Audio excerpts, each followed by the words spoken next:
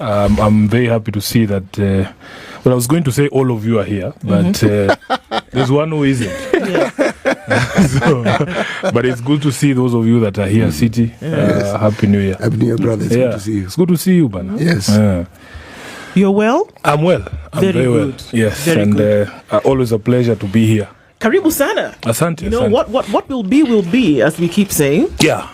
And even as we continue to those conversations, let's start off. So, actually, let's welcome you with today's proverb. We've gone to Uganda this week. And City has a thing or two. City, will you welcome? Yes, the Republic of Uganda is actually a very, very interesting republic. It's landlocked. And the population isn't really far from ours. There are around 49 million people in Uganda. Okay?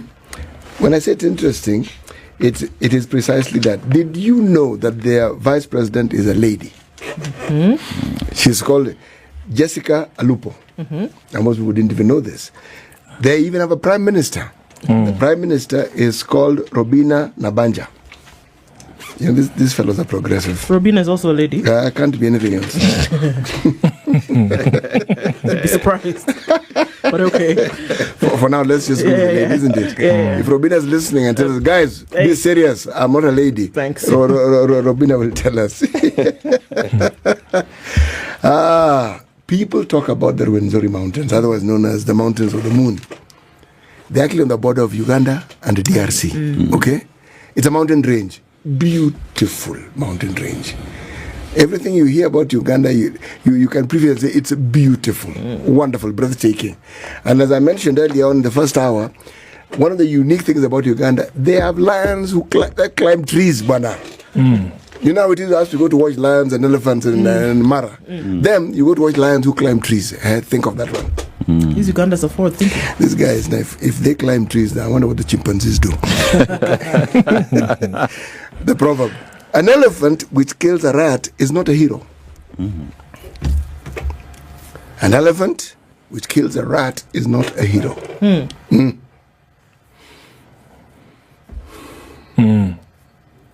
It's not. I agree. Okay, Senator, how would you interpret that? I agree that, if you look at the power dynamics between a rat and an elephant, really, those two, there's one that is expected to do greater things than the other. And for you to trample upon small things and small people, it doesn't make you a hero. I agree wholeheartedly. But I also wanted to say there's a reason why we don't know Uganda's deputy president. Yes. What's the reason? Because one person has gone and made himself the only thing about Uganda. So in the power structure of Uganda, really, nobody cares who is the prime minister or the deputy or any other position, because we only know Museveni. Okay, because the others don't really have sway. No, they don't. They don't. Maybe the general, Mohozi the son. Maybe Mohozi, yes. Well, okay. Speaking about power structures and looking at how things change, I think that forms the basis for, what some of the things that we're talking about today. Things seem to have changed significantly since the last time you were in this room. That doesn't mean that your mouth has been shut. You've been saying things, and you've been, interrogating certain situations, but we're looking at a changing political tide. Whatever you want to say, it doesn't matter. It is changing. We're looking at the power dynamics shifting quite some, but then we want to ask the question, what do we see happening? A new government came into place 2.5 years ago, and now we see that what would be the opposition is firmly within government. You, as have always been quite clear about the position that ODM sat with. Has that changed? No, my position has remained the same. I think for me the biggest political change we have experienced in the past year and a half is the realization by Mwananchi that they are more powerful than the leaders. I think for me that is the thing that gives me the greatest pride. For a very long time, we in the elected leadership have held ourselves out as being more knowledgeable, more superior to the people. But after June 25th, Kenyans realize that they are very powerful, and all of these people who are prancing and beating their chests, they know deep inside that they can be gotten to. I think that was the biggest political change for me, and I'm extremely proud to be a Kenyan who lives in a country where the people know that they are more powerful than the elected leadership. So that even when you hear some of the statements coming from the leaders, my view is that these people are very afraid. If you look at the pronouncements of the president and the people around his circles, those are people who are afraid. The fear that has struck them because they have realized that there's very little time left to change those political tides that you speak about, and they are speaking from a position of fear. So when you hear people threaten to top up the votes, because they are aware that the votes will not they will not meet the threshold required for him to get a second term. So they are actually talking about now openly schemes to steal the election, which is why I am extremely encouraged, because when you hear that, you know for a fact that they also know. When you hear Farah Maalim insulting the public and the president does not say anything in terms of reprimanding them or bringing them back to their senses or to their line, you know they know. Do you think, I mean, because you operate obviously within the same circles. Yes. Do you think they believe the things that they are actually saying? Because if they do, and I think it is beyond just changing political tides, it is changing and perhaps scary political tides. If folks who are saying the things that they are saying, and they are in the same circles now, whereby there was an opposition, and I say that deliberately, whereby there was an opposition, but all of these people are now in the same room, drinking the same coffee, doing the same thing, and we hear some of these statements that we're hearing. Do they believe the things that they say, or are they saying them to in fairness, these statements are not new. If you remember the conversation around the finance bill of 2023, the finance bill of 2024, this language is not new. It has not been brought about by a few of members of the opposition joining government. The Wapende Wasipende language was there. I mean, I remember during that conversation, people like Silvana Zozoro, who is still the majority whip, telling Kenyans that it doesn't matter how much noise you make, we will not change even a comma. But after the shift, the political shift that has happened, they know that they are living on borrowed time. And Kenyans are just sitting there watching them, because you cannot scare anyone. You cannot scare anyone, because if the government was a government that was confident in its ability to convince people to give it another term, they would be speaking about the things that they have done in the period between the election and now that guarantees that re-election.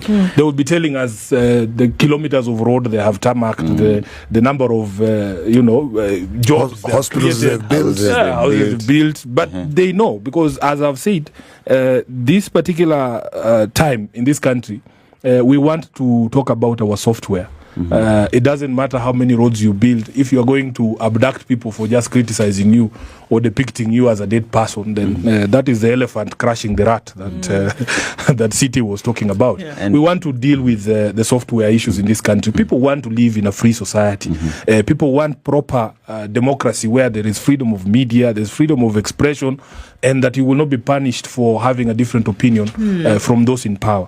So when you hear those statements, in fact, Kenyans should be very confident now that they have these people by the, I don't know what, if I can say the short and curly. Shorts and curlies. Yes, by the short and curlies. Since 720. It's a family show. Now, you've said before that the president cannot take care of Kenyans. Yes. And that he has lost Kenyans. Yes. At what point did he get it wrong? And what will it take for him to get Kenyans back? Ama imeenda. It has been a process. It began with the finance bill in 2023. In fact, after they were elected, the way in which you speak to the people who are your bosses, it really matters. And the constitutional principles that dictate that you must listen to us. At the end of the day, if you look at Article 73, 74, 75 under our constitution, these leadership positions are not a kingship. It is not for you to come and now walk on our heads. We are not a monarchy. Correct. We are not a monarchy. If it requires that you listen to the people, you cannot talk to us in the manner in which they were talking to us in 2023. I remember when we were in the streets in 2023, trying to discuss questions about the cost of living, and we were brutalized. A proper one. A proper one. These guys, sometimes I hear these Latter-day Saints speaking about these freedoms. Yeah. It is good to have a Damascus moment, but we must also remind you that you tried to kill us here in Kware. Yeah. Hey, that was you waking up at 5 a.m. going to your office saying, hey, let's see who will come in the streets and talking about the final solution. And we'll deal with that. And if the final solution, City, you know what that means. It means you and your maker will Correct. meet. Yes. So that is where it began, and they totally lost it when the crescendo of public outcry became even louder, but the leadership remained tone deaf. And I remember saying one time that if you insist on playing deaf, we will slap those ears until you listen to us. Yes. And I feel that is exactly what Kenyans did to remove the wax from their ears. And it won't matter, because for me, I'm very clear that the most important factor in politics and in leadership is the people. For as long as you've left the people behind, it doesn't matter how many leaders you have around you. I have given the example of our own experience in 2022. We had more party leaders and political parties that we could sit. We had more principles than I could count on my two hands, you know, and we still came up short. So Kenyans should not worry. It doesn't matter how many MPs you see, and some of those even from my own political party, they are saying it openly that they know the cow is dying, but they can see there's still some milk in the udder. They will not let the cow die without with that milk in the udder. So basically, it is the greed of some of these politicians. I see them speaking, and the beauty with ODM, our members across the country, we are a movement of 5 million people, over registered members. They know all of us. They know the journeymen, they know the traders, they know the fair weather friends, they know people who are there to do business, to do transactions with the small positions that you've been given. You call yourself a chairman of a county, but all you do is to trade with that position. People know all of us. Do you think that those individuals that they know will remain the last men standing, as it were? What? Will they? Everybody. In fact, if you speak to the ordinary members of ODM, they know the people who understand that we have been given an assignment. In fact, those of us at the national leadership have a greater responsibility than some of these members you hear making noise here, because it's like in African culture, your father has gone away to look for something, and he has left the homestead in certain hands. It will be my biggest loss if my father comes back after handing the homestead in my hands, and then he comes back, he finds his wife, one of his wives left. I sold all his cows. He has no place to put his head because I sold the home.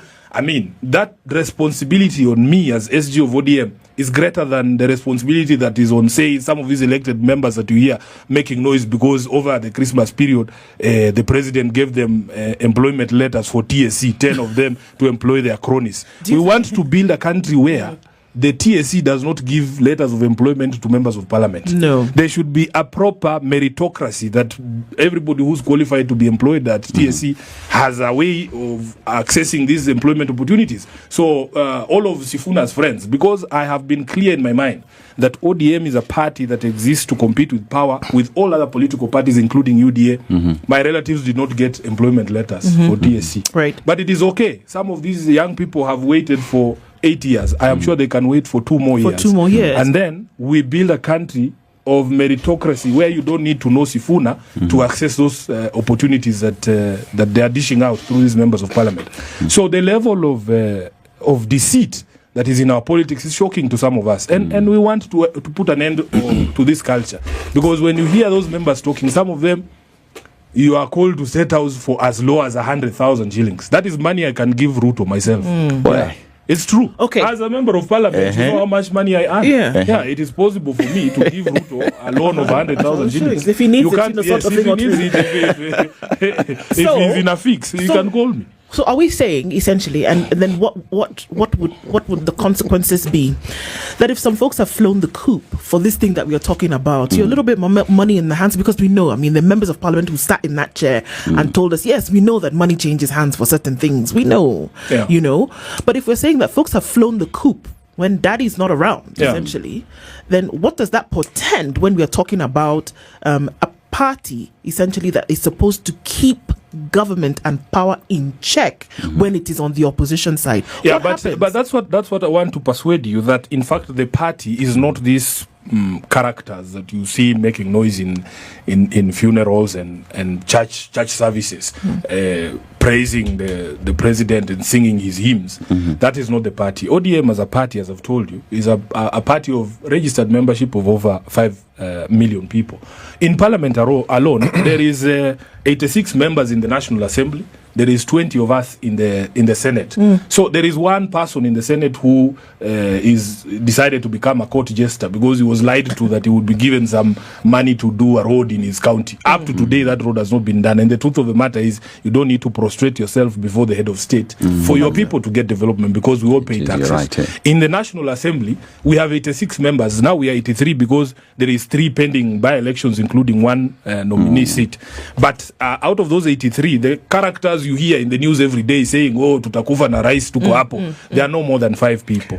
So that tells you that it is not the party. There's people who are you know, what do they say, City? That if you can't stand by your values and your principles when they're being tested, it means they're just hobbies. They are not values.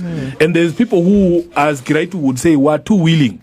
You know, there's a story in the village of a girl who's waiting for suitors. And even if you pass by their homestead and you just happen to brush the fence, it's over. You hear her saying, wewe, kuja tu ongea na baba yangu, wacha kupita huko kwa barabara. Those are the kinds of characters you see here. Because they were almost too eager to milk this cow before it dies. Edwin, are you saying that as a party, or the party leader of ODM did not endorse the movement of these individuals to join the government, that they went on their own will? You see, there is something about the political arrangement currently, and it has been explained very well by Raila Odinga himself. As a foremost Democrat, somebody who believes in change of power through democratic means, there was fear amongst the political elite that if things went the way they were going in June of 24, nobody could guarantee the result or the outcome of that particular process, and whether we would even have a democracy to speak about. We don't have a country. Or a country, indeed, city. So that the move to allow some of these people to join government was seen as a means of stabilizing the political situation. The democratic state, stabilizing the state as a democratic entity, so that we get an opportunity to kick out President Ruto in a proper forum at proper elections, as democracy dictates. That is the only explanation. And indeed, it does make sense, because at some point, everybody was worried about how this thing would pan out. And examples were given of the situation in places like Sudan, what happened with Egypt.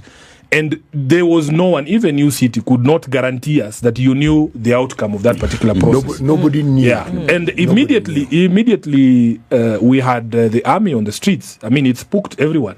You don't know those people. Yes. You don't know those people. Maybe in the next 20, 30 years, we would be speaking of Kenya in the terms of other countries that we've seen lose it completely. This democracy is a precious thing. And this is why many of us who believe in it will do whatever it takes to ensure that we remain a democratic state, and that when the opportunity comes, which is why I'm very happy with Kenyans right now.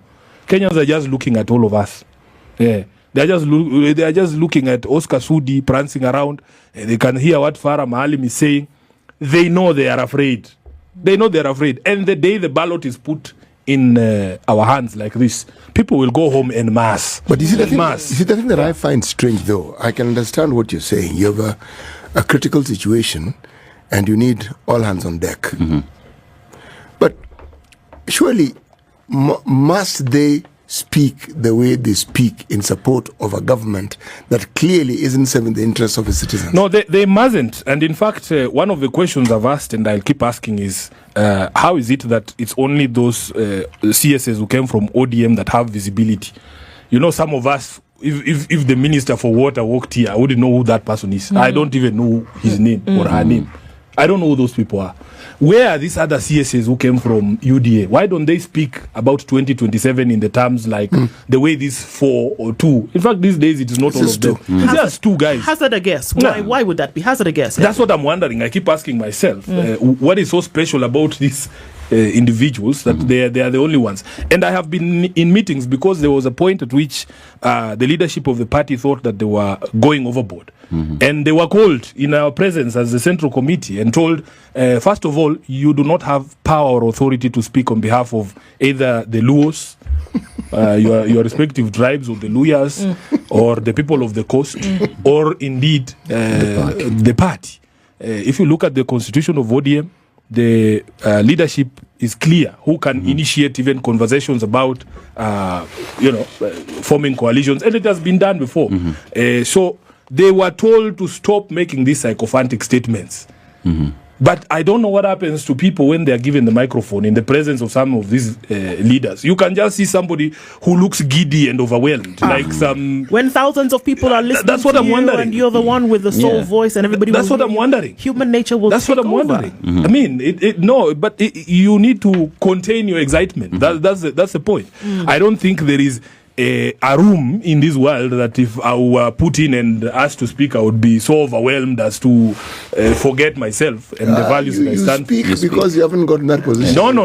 Let me tell you. Some of them, I understand that because essentially Ruto is now their boss. He's the president. He's their boss. Some of them are just keen on keeping their jobs and as long as possible. So they feel like they are overcompensating for certain. To remain relevant. Yes. Our guest this hour is Nairobi is Senator Edwin Sifuna as well, and he is the Secretary General of the Orange Democratic Movement, having a conversation about changing political tides, what to expect for Kenya moving forward into the next 2 years when another election is bound to take place, having conversations about changing political ties and what exactly it does mean. So I think that things have happened, Edwin, in the country over the last 1 year. Yeah. And usually we look at the trigger of this kind of change really being the protest that took place in June. And certain things happened. Yeah. We hear things. We hear them, but if we listen very carefully, we are understanding now that there is dissatisfaction, not just from Kenyans, but there is dissatisfaction in political circles where individuals are saying things, but we can't seem to hear what they're saying. That there's dissatisfaction in governance, there's dissatisfaction in leadership, there is fear that there's a possibility that you may not come back as an individual. And this all plays in the politics that we see today. What are Kenyans to do at this point when you see and you hear the things that are happening? Abductions taking place, service delivery falling through the cracks. The head of the PDU just the other day said, well, I'm not going to do this anymore. I will not be able to operate where there's this kind of political turmoil taking place. What's the panacea to this? Well, I think, as I've said, I think Kenyans are just biding their time.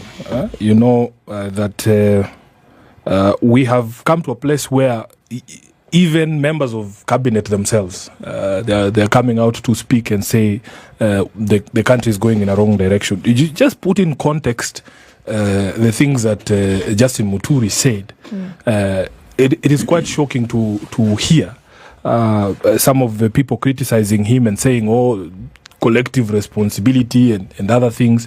Where was the collective responsibility when a decision was being made to go after his child?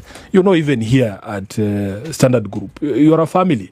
City, if you were to receive instructions to go adversely against Ndu, at the very minimum, you will say, no, that's my colleague.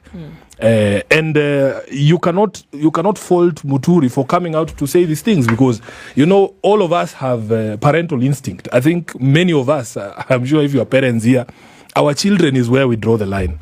I would absolutely go to war for my children. That is just a parental instinct. I have seen even in the animal kingdom.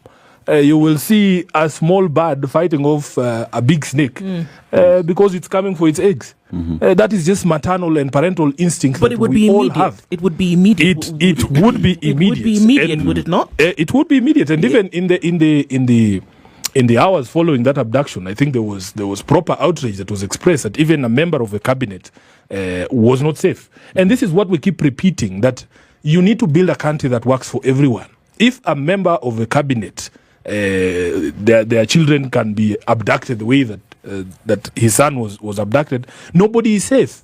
I mean, what we have turned our country into a laughingstock. We are being compared and spoken of in terms similar to countries that we shouldn't be compared to. And number two, he has confirmed something that we have been saying all along. There is no way the head of state can tell the country that he doesn't know who's doing these things. So if you go to the president, and luckily for Muturi, he has access to him, and tell him, hey bro, release my son. Sure. And he makes one phone call and indeed the kid is released. That tells you the person doing it. I have said it before, that the person with the power and the person saying he can stop things from happening is the person doing it. I have to ask you this. Yeah. That you talk about the bird and the snake, and I love that analogy because the bird would not wait. Seeing the snake is attacking its children in that moment would send the alarm and tell people, hey guys, there's something going on here. Do what it can do to save its young from being attacked by the snake, right? Yeah. And I think this is also another problem that Kenyans are seeing today, that we hear a lot of after the fact speech. Yeah. Whether it is immediate former deputy president Rigathi Gachagua telling us all of these things that he saw happening in government, and didn't say a word about them until he was on the out. Yeah. So then when you hear someone, Cabinet Secretary Justin Muturi, speaking in the way that he was speaking, having his son released took 2 days. Yeah. Right? But the crux of it was when he went to see the president, according to the words that he spoke to, he told us yesterday. Yeah. When he went to see the president and said, hey, I've spoken to IG of police, I've spoken to DCI, I've spoken to NIS, I've spoken to Interior PS, I've spoken to the Interior CS himself. Nobody has told me anything. President picked up the phone, calls NIS, released. We've not heard anything about this until 7 months later. Yeah, but you have to put it. And this is my question. Yeah. In as much as yes, it's a harrowing situation for a parent. Yes. But when we play it against the political stage here, and Kenyans are saying these are the things that we have been complaining every day for the last I don't know how long. If you had spoken up earlier, it would have helped our case. In his defense, when we speak about the bird and the snake situation, at that particular point in time, your parental instinct is to secure your child first. Right. And don't forget that even the statement that he gave yesterday was upon invitation from the DCI. So all those frantic phone calls he was saying, that is now the bird fighting the snake to secure its loved one. But every person has a responsibility to speak out in their own time about the things that are happening in this country, and we have gotten to a place where these things are escalating.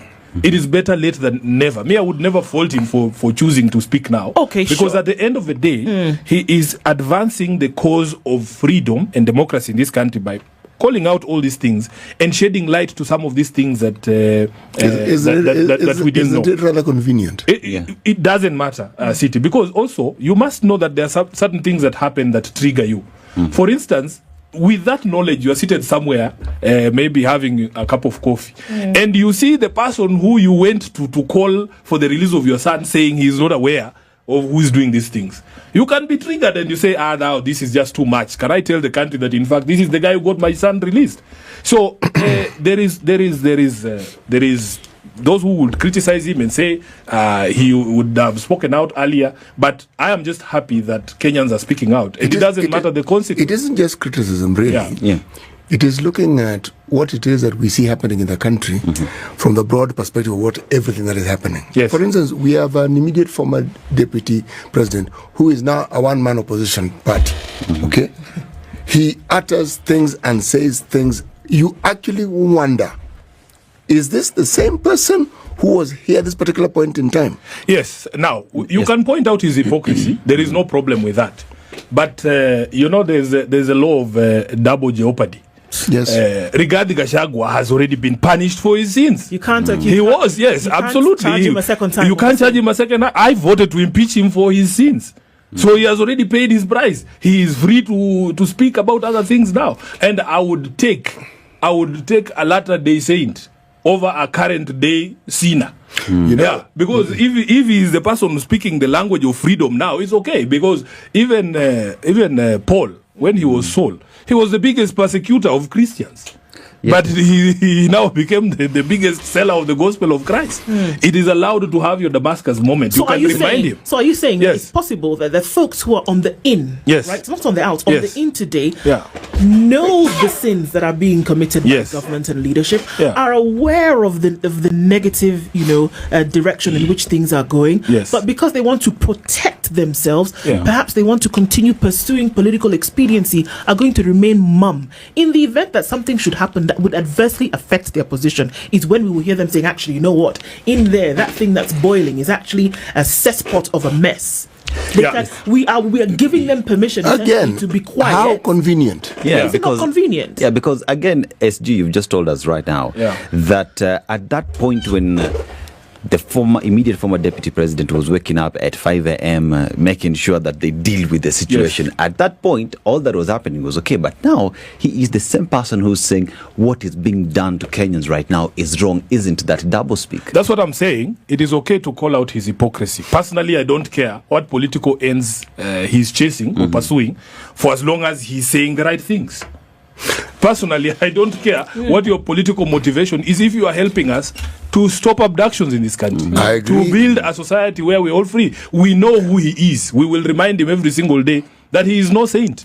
But he has paid for his sins. Your point is a valid one. Let me extend it further. Let Yeah. us say today, for instance, that UDA and ODA and ODM were to sign some agreement where they actually merge. This Yes. is a hypothetical situation. Yes. With the position you hold, would you comfortably, you're the SG, would you comfortably sign off on such an agreement? Now, this is a bridge that I have said we will cross when we get there. Because me personally, the way that I read the political situation, the path to victory for ODM has never been clearer. Because as we have said, this party exists to also pursue power. And we believe that we are better people. At the end of the day, we actually think that we are good people. There are things that I believe honestly would not be happening in an ODM government. It is very doubtful that if you look at the leadership of ODM, and our history is there, the history of the leadership of the party is there. We are people who you would not say are likely to be trampling upon the rights. In fact, we are the people who would more easily breathe life into this constitution than any other person. I wish you'd speak of yourself as a individual. This is. I lead a political party, Yes, and I you do. sit with these people. I Yes. know them, and their history is known. Edwin, you Let me sat ask with you a the very question. same people who are now in government. Would you have foreseen let- that when they let got me these ask you a positions, question. they would do what they're doing and say the things That's they're what I'm saying now? saying. That's what I'm saying. The political party that I lead is a party of 5 million people. Yes. The vast majority of the membership of ODM believe in the values of this party. And if we believe in the values of this party as a majority, these few people who are likely to fall off the way are not going to influence the way the party behaves. So my view is this, City. There will never be a greater opportunity for ODM to form government than what I see right now. Because it is widely acknowledged across the country that the president has lost so much ground. It is going to be impossible for him to make up that ground. If you look at the number of votes that came from just central Kenya alone, for instance, and put it against the fact that he was declared president by just a margin of 200,000. 200,000. Yeah. All ODM needs to do, all Azimio needs to do, is to retain its constituencies. We just need to stick together. And when the ballot comes, let us be the ones to assure Kenyans that we will deal with the software issues. We will deal with the Article 10 values of transparency, of democracy, of participation of the people, listening to the people. If we do that, we have a very clear chance of forming government. So the question I ask myself is, with that clarity, why would anyone want to yoke themselves with a very unpopular president? It is a mistake that I personally, as SG, would not want the party to make. But SG, how do you deal with what Kenyans are saying right now, that Raila Odinga sold us by deciding to send his troops to work with the president who has let us down? How do you deal with the fact that Kenyans say Raila Odinga himself has That's let what I'm them doing down? on this show. I mean, every single day, we have a responsibility as a leadership of a party to explain our actions. Right. One of the things that I have said on this very show is that there will never be a day when you look for me and I'm unavailable, because your taxes support my political party. ODM is a publicly funded political organization. We have a responsibility to explain ourselves to the public, and we try as much as possible. As a spokesperson of a party, I am always trying to explain the position of the party. I have said here the thinking behind the decision to show up the government was to protect the democratic state. I know that it is a difficult job to do, because we have been in this position before. In 2022, by all accounts, we also suffered the same burden of trying to extricate ourselves from our association with the Jubilee regime, which was also very unpopular at the time. And it is that is the nature of politics. You have to keep constantly explaining yourself. You might persuade two, you might persuade one, you might not persuade anyone. But at the end of the day, I feel that responsibility as SG to continue to explain and to tell Kenyans that, in fact, we have not lost our values as a party, as a political party. This is why we say, if something happens that is not in consonance with what we believe in, we have still a responsibility to call it out. And you have seen the leadership of the party do it, even in the presence of the president himself. Raila Odinga in, I think it was Siaya. He was there with the president and told him to his face that this is not something we want to see happening in our country. We don't want to go back to the dark days where you could actually be abducted and just held in communicado in detention without trial. We have to call out these things. And when we do those things, it is out of our responsibility as a political opposition, political party, to point out the wrong things that are happening. Help Kenyans to understand what they saw visually. Yes. Right? When there was support that was given directly to Raila Odinga, because these are things that you have to, because when you see ODM, you think it's Raila Odinga, it's Edwin Sifuna, and these is what you're pushing in this position, being in the opposition. Yes. So now help Kenyans understand when they saw the outright support from the president for Raila Odinga's bid for the AUC, number one. When we saw that there were generals from the ODM party who were made cabinet secretaries, when we saw that there was the constant, camaraderie that now happened, and you heard the things that was happening. You live in Kenya, your ears are open, you hear, and they say, well, everything that Raila has done for the last 20 years now has been put and flushed down the loo. Yes. Because what have you done is that you've basically gotten in bed again with the very people that you swore you would never. Help Kenyans understand what that meant when they saw that, vis-a-vis what you're saying now, that you still have a responsibility as a party. Yeah, I think I can understand the confusion.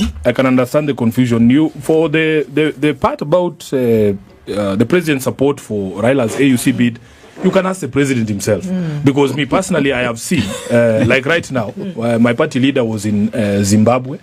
He's taken his campaign individually. He has gone to all these heads of state alone. I have not seen him there with Ruto. Yes. They have appeared at a few events together, but by and large, Raila has run his own campaign. And for whatever support that has come from government or the state, it is because Raila is Kenya's candidate. And for the details, you can ask the president. I have explained the question of the generals that you speak about joining government. You see, ODM is a very bold party. We are not people to shy away. If we are in a relationship with you, we will boldly proclaim that we are in a relationship with you, because that is a choice that we have made. Right. We are not embarrassed when we are in a relationship with people. I mean, as I've given you an example, in the last election, we signed agreements with 26 political parties. As SG of ODM, I was there signing those things on behalf of the party. If an agreement exists, we will not be shy. If it is an illicit association, then you can't ask the SG of ODM to speak about illicit affairs. Are you saying so? That? What I am saying is this. I have explained the reason why these 4 individuals were seconded to government. You have explained. To protect the democratic state. And I have said, when the time comes, ODM as a political party will be in competition with all these other political parties to win power, because we also want to govern this country. That is why political parties exist. So until and unless you get to that point where you are saying you have merged or you have signed a document, then you really can't impose this relationship on us. There is also a lot of disingenuity in how people address us. And the good thing is that I have been SG of this party for 7 years. ODM as a political party is not measured on the same standards as any other political party. And we understand why, because we have projected ourselves as being different and better than all these other people. So I expect these questions to be asked of us. But I am telling you, the sustenance of a democratic state is a bigger deal than these things that we are discussing here. Because none of you here can have guaranteed us an outcome that was predictable from the way the country was going. So we understand. I mean, I said we have been in this situation before, but we have that responsibility to ascertain, to explain to the public what is happening and what we are doing and where we're going, because that is a responsibility you have as a leadership. And when the public tells you clearly what it is they think about the decisions that you made, what then do you do about it beyond explaining? Because what you're doing now is explaining it. Yes. And you're an excellent apologist. So no, it's not about being an apologist, City. The foremost responsibility of SG is to actually combat propaganda that is detrimental to the interest of a party. If you want to know whether a party has lost its path, is when it departs from its own values. If ODM today were to stand up and say, oh yes, we sanction the abductions of people, or that we don't care about media freedom, or you can shut down media stations if you want, or you can speak the way that people like Farah Maalim are speaking to the public, or you can say that you can actually... Can ODM stand up and support a person or a party that says even if the votes don't count, if they are not enough, we can top them up? Can ODM stand for that? Look at us from the perspective of whenever there are issues that affect Mwananchi, has the party derogated from its duty? It hasn't, because throughout this entire relationship, ODM has maintained its stance on the values that we believe in. Edwin, when you were in bed with the Jubilee government, one of the complaints that the citizenry had for the longest time was that you were silent on issues that previously you were very loud about as a party. That complaint was there. Can that complaint be made right now? No, because you have been at the forefront of ensuring that complaint cannot be validated, because you speak. But so who else do you want to speak? I'm the party spokesperson.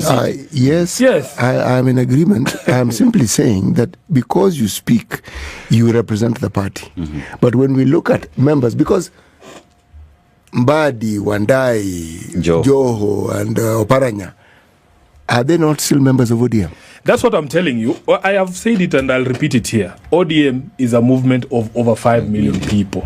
If you want to know the position of the party, we had a meeting of the Central Committee just recently. The position of the party was given. I read those resolutions. Those are not Sifuna's resolutions. They are resolutions of ODM. That is who we are. It was followed up even just yesterday by another statement from the acting party leader, Anyang' Nyong'o. It depends on what you choose to hear. And I know, City, because apart from hearing, I see you are a party who has certain values, but you are a party who will also justify when you water down what seemed to have been a delightful movement to remove this particular government in power, and you say it was to safeguard democracy. Here's the one thing you have to understand, because you see, I have been in this business for a long time. The voices that validate your view are the ones that you give prominence. The voices that try to explain, like mine, will be played down and say, oh, but so and so said so and so. Who are those people? Who are those people in the context of the leadership of a political party?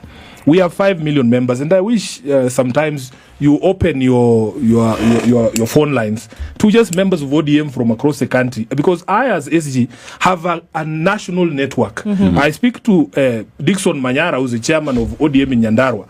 Dickson Manyara, when we were running in 2022, he was the same person calling me and telling me, Sifuna, in Nyandarua, we are not going to get the votes these characters are telling you we are going to get. Today, if he calls me, he tells me this association that is breeding between ODM and UDA is going to hurt us, because on the ground, nobody is going to vote UDA. I listened to Kaseme from Tana River.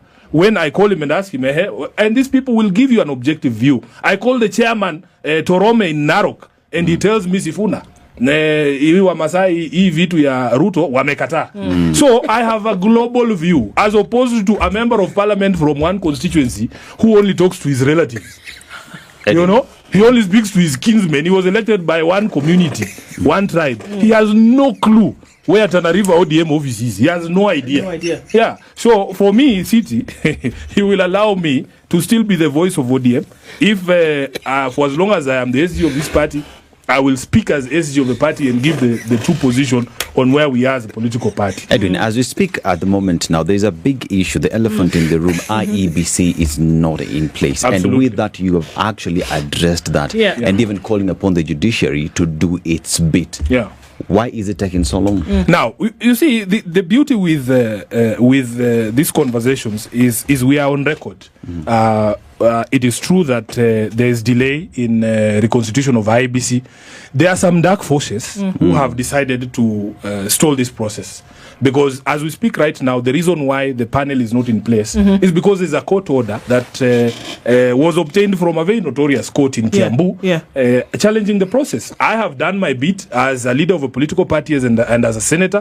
When the bills came through parliament, they were processed. I voted for the bills to pass. They were assented to. But then there are forces that are unseen that are pushing this hand to make sure that we don't have a panel in place. I have seen some people online saying, oh, it is the problem is not Azimio. The problem is not Azimio. The problem is there is a court order there. And ODM is the biggest loser in the current state of affairs. Because as I told you, we have 3 vacant slots in the National Assembly alone.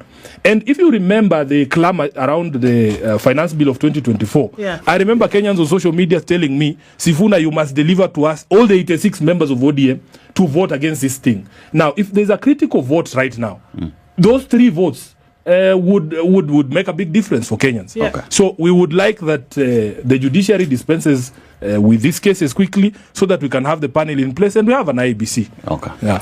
Time does run out when you have